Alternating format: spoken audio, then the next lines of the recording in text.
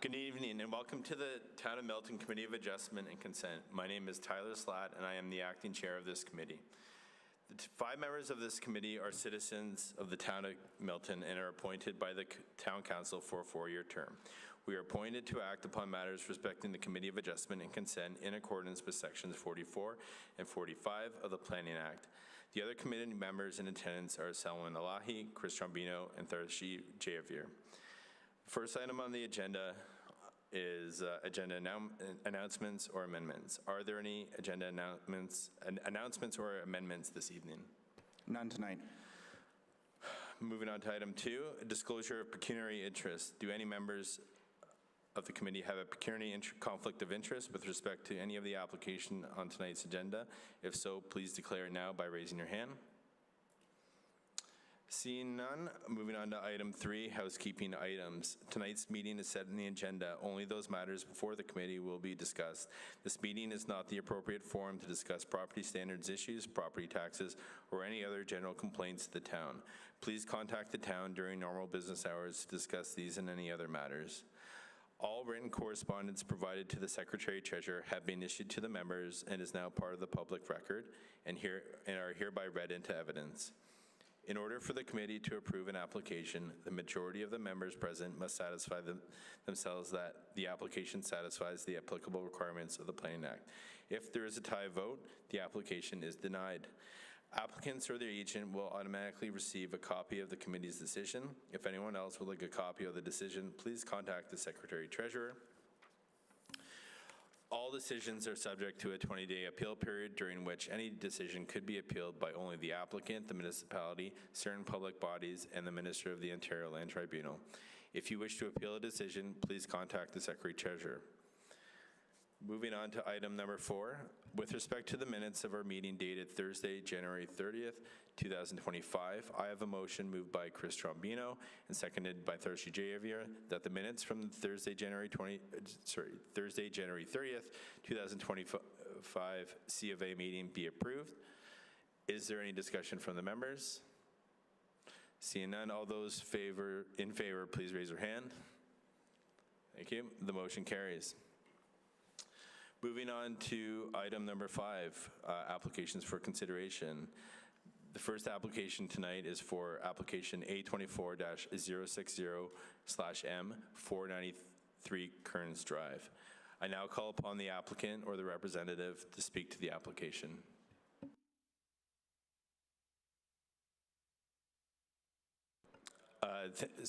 If you could just please turn on your microphone with the red button in the middle. Thank you.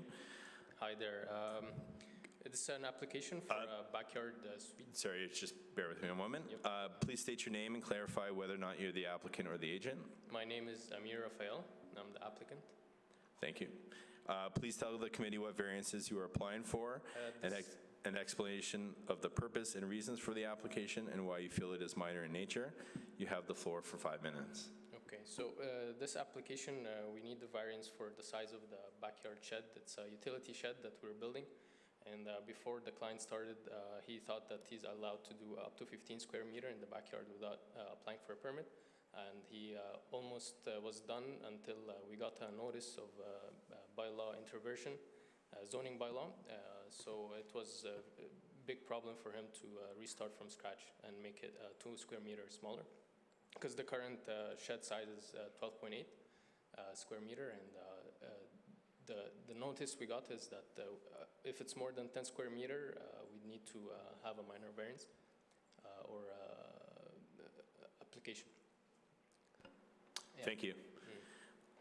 Do any of the members have any questions for the applicant?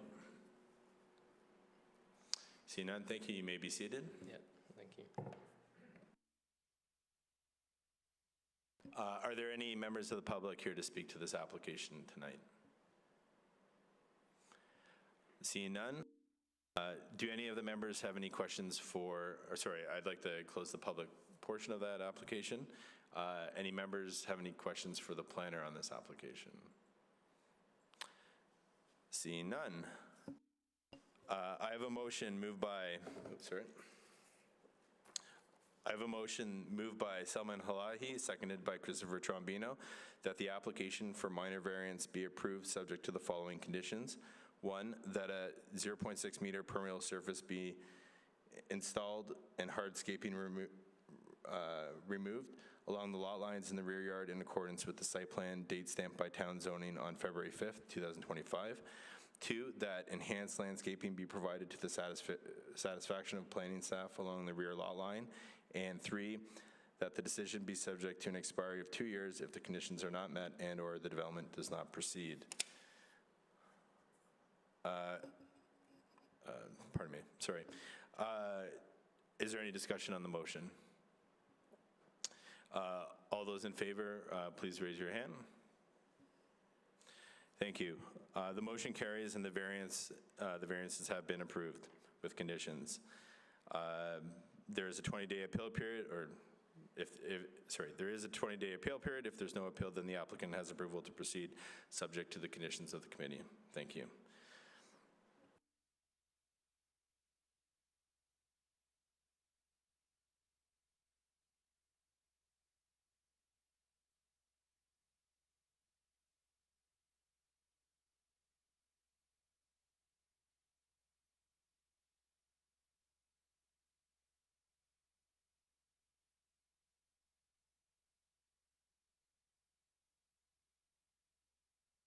Thank you.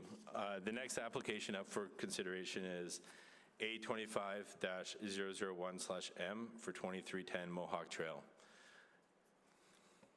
Could the applicant or their agent please come up to the microphone? Thank you, and turn it on. Please state your name and clarify whether or not you're the applicant or the agent. My name is Doug Cooper, and along with my spouse, we're the homeowners at 2310 Mohawk Trail. Thank you. Please tell the committee what variances you're applying for, an explanation of the purpose and reasons for the application, and why you feel it is minor in nature. You have the floor for 5 minutes. Thank you. Yeah, we're looking for 4 minor variances for a new detached garage at on the property. The 4 variances that we've requested, one is to permit 2 detached garages on the property where the bylaw currently permits 1. Permit a garage door height of 3.05 meters, where the bylaw permits 2.4. Permit the detached garage in the front yard, where the bylaw permits it in the interior side yard or rear yard. And permit the detached garage to have a height of 6.2 meters, where the bylaw permits 4.3.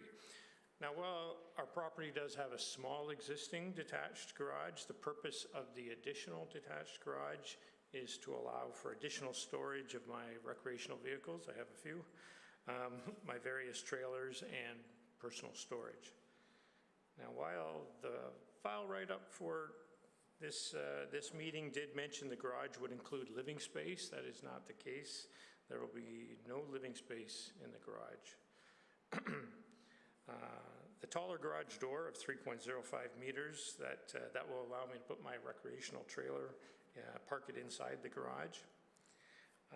The design of the garage with its roof pitch, it matches the design of the existing house and the smaller garage, so that similarity of design and the larger garage door, that's what lends itself to the proposed garage having a height of 6.2 meters. And finally, well, the request is to have the garage in the front yard. If you see the site plan drawings, it's really to the side of the primary residence and symmetrical in nature to the smaller garage that exists. And more importantly, we did undertake a detailed environmental impact assessment on the property, and it was determined through that process that the proposed location was the most appropriate location for the detached garage. Overall, like I said, the proposed garage will maintain the look and feel of the existing property, the adjacent properties and surrounding areas. It will clearly be secondary to the primary residence. Our property doesn't have any other accessory buildings, so the establishment of the second detached garage would not contribute to an overbuild of the lot. And we feel, these variances are minor in nature and will maintain the general intent and purposes of both the official plan and the zoning bylaw. Thank you. Do any of the members have a question for the applicant? I do have a question for you. So through the materials that were provided to the committee in support of this review indicate that the Region Halton was involved fairly early in identifying some significant concerns with the project and the potential for tree removal. Yep. Has the footprint of the proposed works changed throughout those discussions? Not at all. Okay. Yeah, it was a detailed undertaking with Halton Region. We started that in the fall, the end of 2023. They were on site. We've had many communications, 2 revisions to the EIA. So, Okay. yeah. And based on the footprint that's illustrated on the drawings before the committee, that footprint's within the significant woodline, is that correct? It's within what's called a candidate significant woodlot. So if you go to the region's official mapping, the only key feature, which is a mapped significant woodlot, is at the very rear of the property, the natural heritage system, whereas where the garage is going, it's defined as what the region defines as a potential candidate woodlot. So they've determined that according to the region's official plan and the provincial policy statement, it would not qualify as a woodlot, but we understand the region does, so. Okay. Thank you. That's it from me. Any other? Ms. Javier? I just wanted clarification on that. So Sure. In the EIA, basically they've determined that it's not a candidate, like it doesn't qualify for a significant woodlot? It qualifies as a candidate. So when you're doing an EIA outside of mapped areas, while they're on site, if they see something that would be considered a key feature, and in my case, it's a significant woodlot. So the Halton Region has decided that smaller strips of extended woodlot that's wider than 20 meters would be considered a significant woodlot. So Halton Region has that limit, 20 meters. So The provincial policy statement has 60 meters. Based on the provincial policy statement, it would not be considered. So it is, in Halton Region's eyes, a significant it's considered woodlot. a significant woodlot? Yeah, Okay. and based on our property, the only open space on our property is where the septic is. Our property is virtually all trees. It's 2 acres, and probably 1.5 acres are trees. So finding a place that to put it doesn't exist unless some trees are removed. Okay. I have the EIA, like I can go through walk through that as well. Right. All right. Thank you. You may be seated if you want to turn off your microphone before you do that. Thank you. Are there any members of the public here to speak to this application tonight? Seeing none, I'm going to close the public portion at this juncture. And moving on for questions of the planner, do any members have questions for the planner at this time? Okay. I do. So within the planning report that was provided in support of this application, it was mentioned that the candidate woodlot is more than 30 meters away and that the region has concerns because it's within the buffer area. However, the comments provided to the region, which had requested a deferral, also indicate that woodland would be removed, and also the restoration woodland would lose its own protection as well. How does that, that would seem to be slightly different than the planning report, which suggests it's only in that buffer area? Through you, Mr. Chair. So it's a bit of a complicated situation given Bill 23. The town has now taken over the region's official plan policies. So we did have an environmental consultant look at the EIA, and the wooded area towards the rear of the property and then behind the property is the significant woodlands. The trees on the property are that linkage. And through our opinion, there really isn't an ideal location on the property for this detached garage. As the homeowner had mentioned, that cleared spot to the rear is where their septic system is. So while ideal, it can't be built over the septic system. We also wouldn't want to see it towards the front of the property, just because then it starts to look like the primary residence. So from my understanding, the planner on this file before did go and look at alternative locations, but given the significant trees on the property, this is the best of the alternative. I believe there will be 5 or 6 trees that will be removed, but their EIA did indicate they will have tree protection, hoarding fencing. There's other mitigation efforts that did give us a comfort level with this location. So from my perspective, we're okay with this location. I hope that answers your question. I don't know if you have a follow-up to that. I don't, but thank you for that explanation. With that, are there any additional questions for the planner?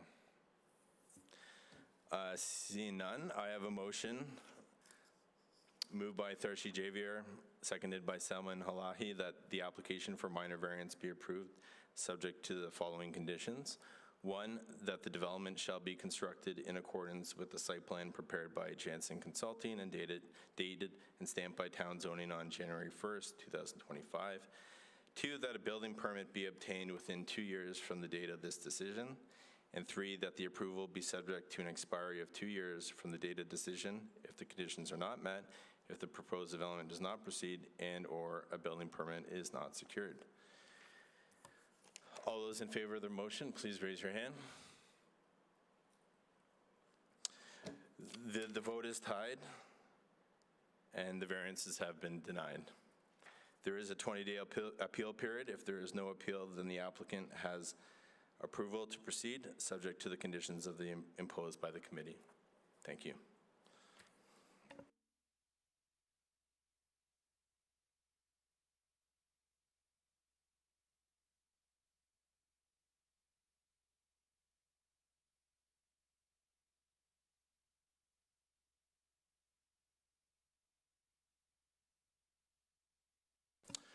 Moving on to the next item on the agenda, application A25-002/M for 6046 and 6056 Regional Road 25.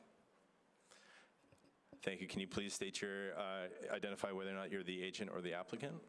Good evening, Mr. Chair and committee members. I am an agent on behalf of the applicant, Mattamy Homes. My name is Wayne Coutinho. I'm with Kozak Urban Planning. Thank you. Can you please tell the committee what variances you are applying for, an explanation of the purpose and reasons for the application, and why you feel it's minor in nature? You have the floor for 5 minutes. Excellent. I do have a short presentation. If you can pull it up.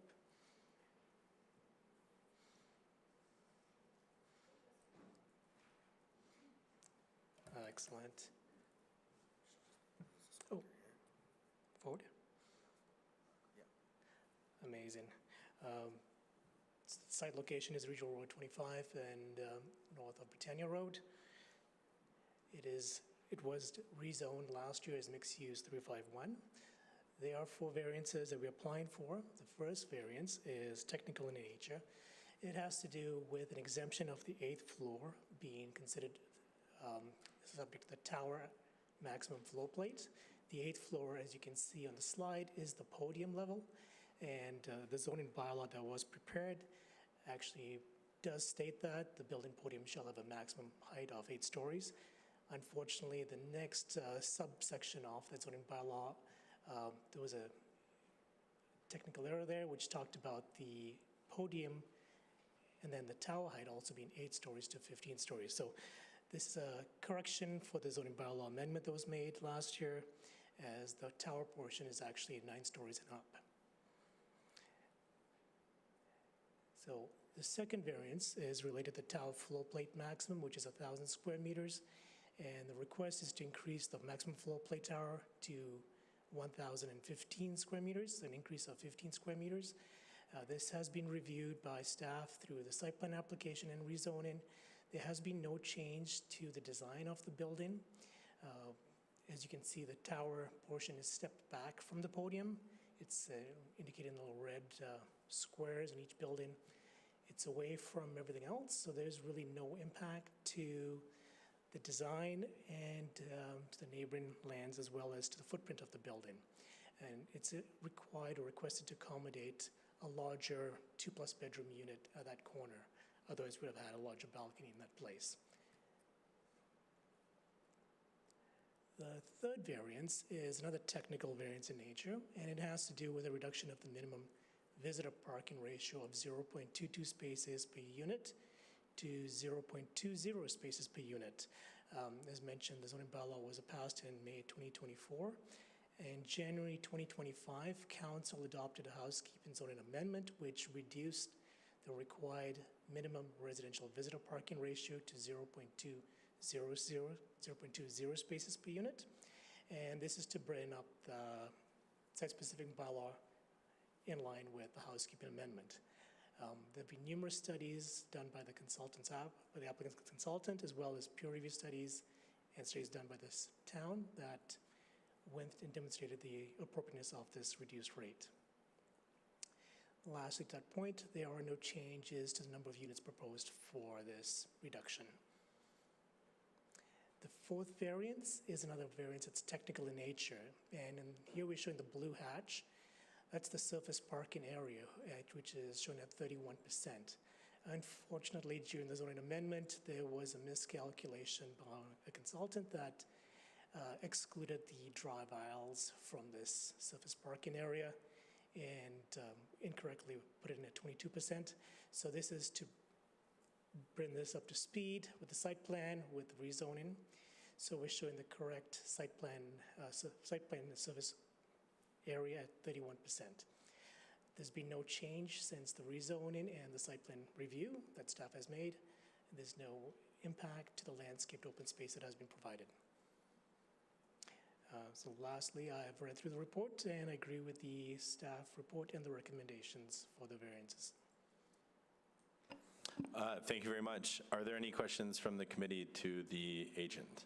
Mr. Elahi. Please clarify, I have a difficulty in understanding that 15 meters square for the tower is going to be accommodated in which form? Can you please just mention in the elevation? Yes. If we can go back to the slide, I can just show you.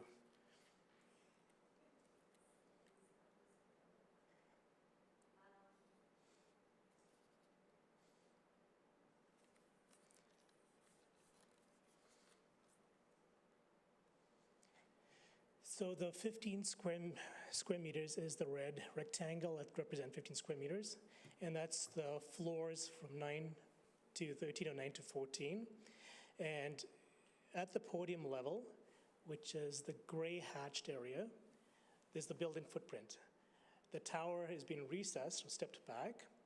So the building design, without this increased floor plate area, would still be the same. It would just be accommodating a larger balcony or terrace within the unit. By increasing it by 15 square meters, we provide a bit of a smaller balcony on the one side, but we allow for a 2+ bedroom in that specific area. So it's a bit of a smaller balcony on one side. There's another second balcony, but it now gives us more floor area to provide for more larger size units.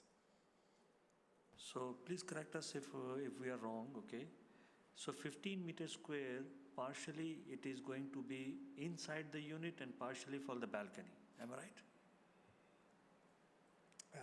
It's completely within the unit. So the building above is still the same.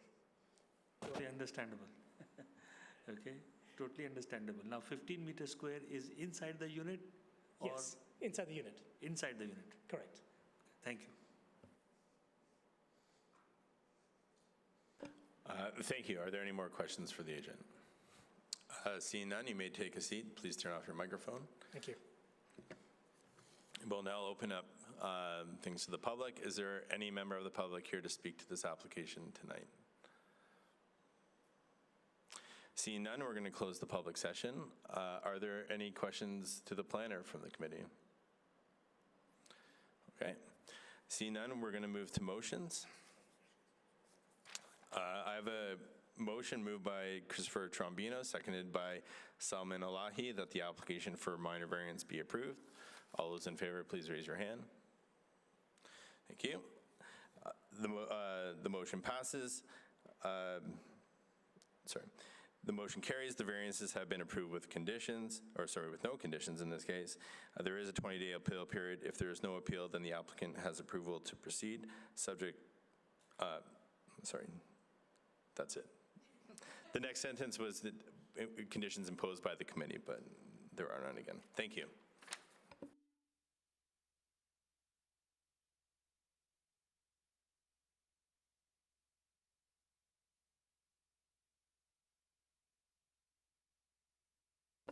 Moving on to the next item under consideration, application A25-003/M for 11801 Dairy Road.